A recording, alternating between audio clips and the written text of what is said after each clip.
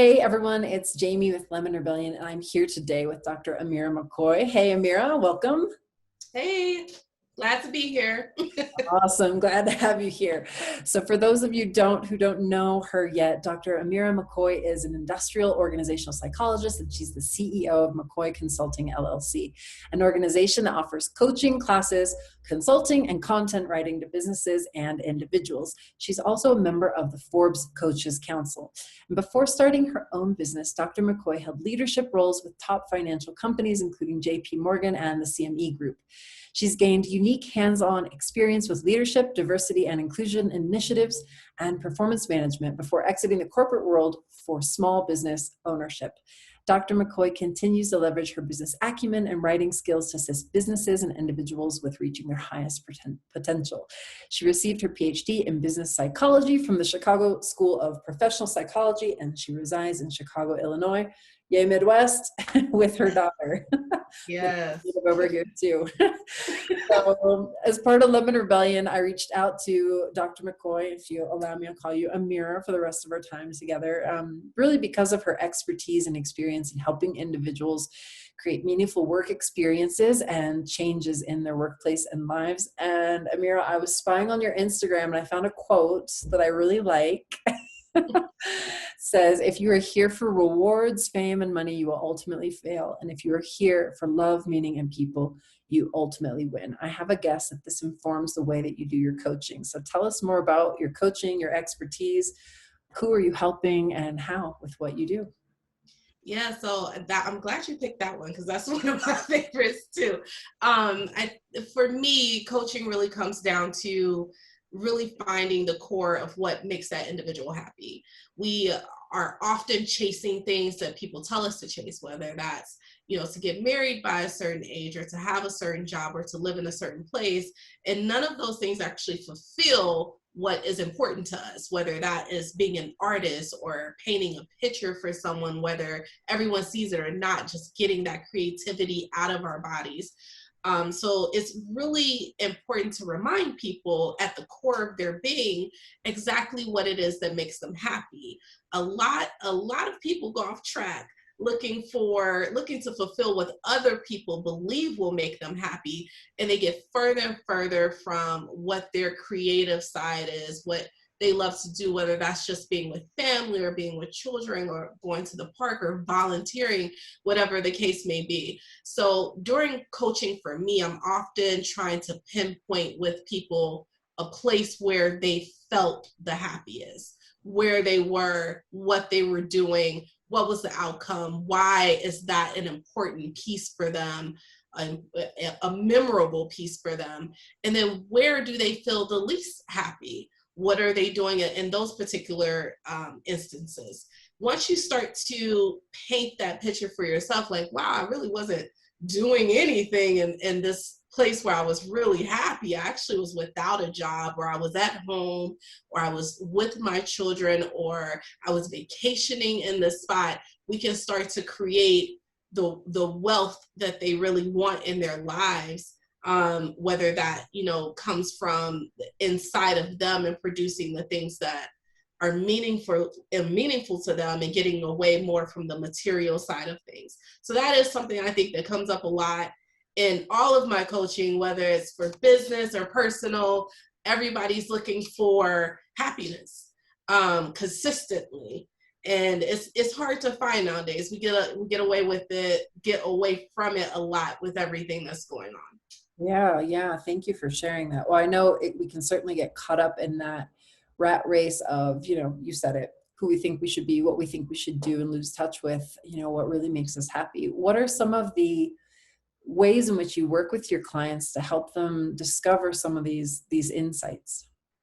So I think my favorite thing, there's a lot of approaches to coaching, but I think especially now in the last year going online, it has been more difficult to really have that personal piece with people. So I love online workshops where people are able to interact, whether that's with, other people within the workshop, or even if it's directly with me, and going through scenarios. I think scenario-based coaching has been an eye opener for a lot of my clients. Whether that's reliving a situation that it was, stands out in their mind as something that was harmful, or something that needed to be delivered differently. Those scenario-based workshops really bring out a lot of context with me understanding them and how they behave around people they love, how they behave at work, how they manage people, how they run their business. And it also helps them to see themselves from another perspective, especially if we're role playing and I am you and you are me, based off of what I know thus far.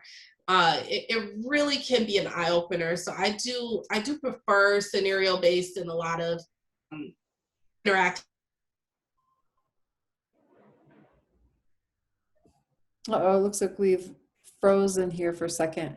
Hey, we froze for just a second. Last thing we heard you say was you prefer to use these scenarios to kind of get to understand. Yeah. Yep, get to understand, get to the core. But there's other methods as well, including, for people that that are coming for coaching and they need specific guidance, then I do use different methods where we are working towards milestones and we're celebrating even the smallest wins, because those are the wins that we often skip. And Yes. we look back on it, we're like, man, I should have really celebrated that. I missed that moment. So we celebrate the really, really small stuff. So when the big stuff gets here, yes, you're really excited about it, but you did not miss an opportunity to live life in between. Oh my God, I love that so much. That's so important. I don't know. You're the professional expert in this, but it seems so easy to just like catch the things, the negative things, the things I did wrong, the things I should have improved on, the things I should have thought about ahead of time. And that inner critic comes out, and we don't seem to linger as long on those wins as we do on those things that, feel like we could have done them better. So that's great that you bring that out with your clients. Completely agree. I think that women in general naturally have imposter syndrome. We tend to be very hard on ourselves, especially when we have a vision. And if the vision isn't working out or coming to fruition, we will start to backtrack on our own abilities to be able to deliver. So celebrating the really small wins in between reminds us that we're making progress onto that, larger milestone. That's awesome. Amira, tell us a little bit about, some people are very familiar with having a coach to guide them through a certain moment or change in their lives. And for other people, this idea might seem a little bit foreign to them. Tell us from your experience and your perspective, how does having a coach when you're going through some of these changes or building a vision of something new, how does having a coach really mark the difference in how that journey or process may feel or be for someone? Before getting into coaching, it was probably the last thing that I thought I was going to do. Mainly because I myself didn't see the value in a coach until I got my own, while starting my business. It was one of those things where when we're in the trenches, it's really hard to see the big picture. Mm-hmm. And when you have someone that is walking alongside you, that is reminding you of the big picture and reminding you of kind of helping you with those twists and turns to navigate through where you're looking to go, it is amazing to have. I think what happens with the coach, in most cases, is they step in where a lot of friends and family leave off. In many cases, we're in this with someone, or we have someone that's supportive, but only to an extent of which they can support you. And in some cases, they might be too busy to support you in the way you need the support. When you have a coach, you can actually really align yourself to someone that's able to create and enjoy that journey with you, and really provide sound information, really do the research behind things that are happening within your particular scenarios, and really bring that information to the table in a new light and in a new way. And good coaches, honestly, are people that you'll grow with and away from.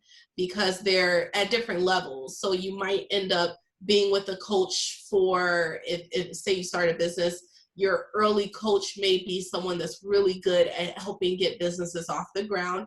And then you may graduate to a coach that is all about expanding your business into a next level, whether that's financially or through physical services and products, things like that. So you do outgrow coaches because they do have particular areas that they focus on. But the good thing about that is that if you're outgrowing them, then you yourself are actually growing and you can see that progress. That's awesome. So there's a mentorship in a way aspect to it. Mm-hmm. They're with you and guiding you up to the point kind of in which their expertise and experience allows them to. That's awesome. Yes. I don't know if you hear this banging in the background where I am, and forgive me, because if you hear it, that means anyone listening to this recording is hearing it. There's some construction going on outside, but it's vague. It's not as heavy. Yeah. All right, that's good, because where I am, it's super loud. Well, awesome. So at Lemon Rebellion, I know the session that you're going to talk to us about is called Redefining Work Wealth. Take us a little bit more in depth. What are you going to guide people through as an experience at Lemon Rebellion? So what's interesting about this particular topic is in the last year and a half with the pandemic, I have had more requests for people that, of course, they may have lost their job, laid off from their job, or still at their jobs, but know that this isn't the job for them. And now that they're at home and they're with their family or they're in their private space where they can have these conversations, they're rethinking what work means to them. They're rethinking what wealth means to them. And when I say redefining work wealth, in many cases, the work that we're doing is not producing the wealth that we're looking for, because the wealth is not always income. Sometimes it's just pure happiness. I want to wake up and do this job every day. I really love helping people, or I really love helping kids, whatever the case may be. And you may be in something completely opposite of that. So you want to define what is meaningful to you from a work perspective so that you're getting that wealth out of it, whether that's a wealth of knowledge or just caring for other people in general. You have to actually find that happy place in work in order to get to the wealth part of it, even if it is about income. A lot of people that are truly, truly successful are doing something that they were meant to do, and they're doing something that they actually want to do.